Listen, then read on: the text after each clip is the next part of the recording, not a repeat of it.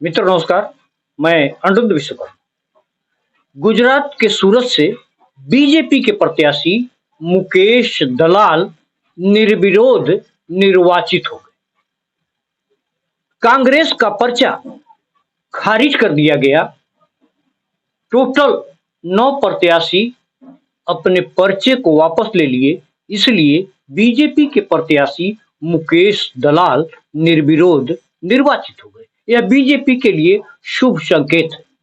रविवार को प्रधानमंत्री राजस्थान के बांसवाड़ा में एक चुनावी सभा को संबोधित कर रहे थे। पीएम मोदी ने चुनावी सभा को संबोधित करते हुए कहा कि जब मनमोहन सिंह की सरकार थी, कांग्रेस की सरकार थी, तो उन्होंने अपने घोषणा पत्र में लिखा कि देश के संपत्ति पर सबसे पहला अधिकार मुसलमानों का होगा।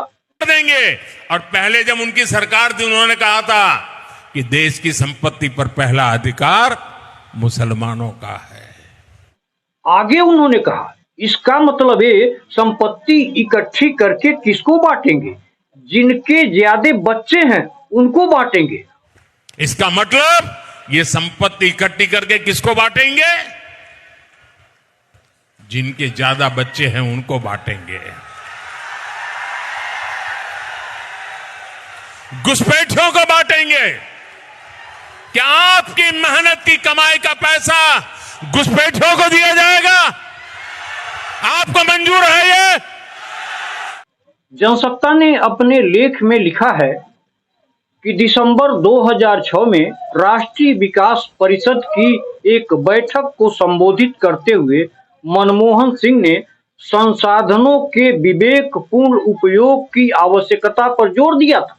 उन्होंने कहा था, मेरा मानना है कि हमारी सामूहिक प्राथमिकताएं स्पष्ट हैं।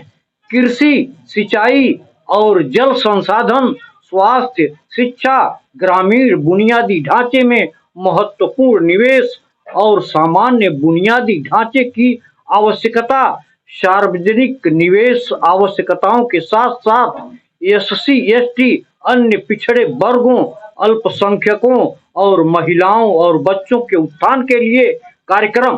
तो यही कहते हैं कि मुद्दे की बात करें। प्रधानमंत्री जी हाथ जोड़ करके अपील करते हैं कि नफरत की राजनीति छोड़े, मुद्दे की बात करें।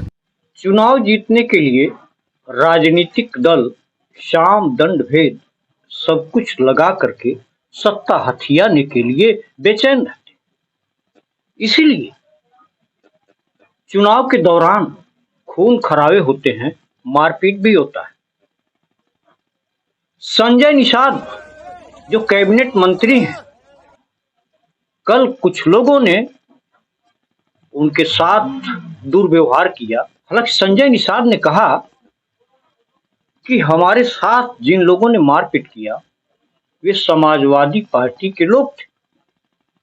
तो आरोप प्रत्यारोप लगते रहते हैं, एक दूसरे पर आरोप लगाए जाते हैं, भले ही वह उस विवाद में शामिल हो या न हो। एक बड़ी बात आपको बताते चलें, कर्नाटक से आ रही एक खबर, जहां पर 2 करोड़ रुपए नगदी पकड़ा गया है। यानी 2 करोड़ रुपए चुनाव में खर्च करने के लिए ले जाया जा रहा था।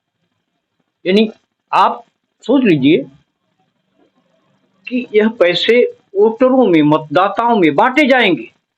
एबीपी न्यूज ने लिखा है कि कर्नाटक में कार में अवैध रूप से 2 करोड़ रुपए नकदी ले जाने के आरोप में बीजेपी के कार्यालय सचिव लोकेश अम्बेकल्लू और 2 अन्य के खिलाफ रविवार को प्राथमिकी दर्ज की गई।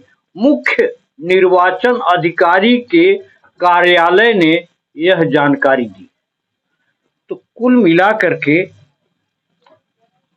किसके पास कितनी संपत्ति मतदाताओं में बांटने के लिए उपलब्ध है, यह महत्वपूर्ण बात है। क्योंकि जिस देश में 30 से 35% लोग मतदान ही नहीं करते, 60 से 65% मतदान के बीच सरकारें बनती हैं और सरकारें बिगड़ जाती हैं। मित्रों, इसी से अपनी बात। नमस्कार।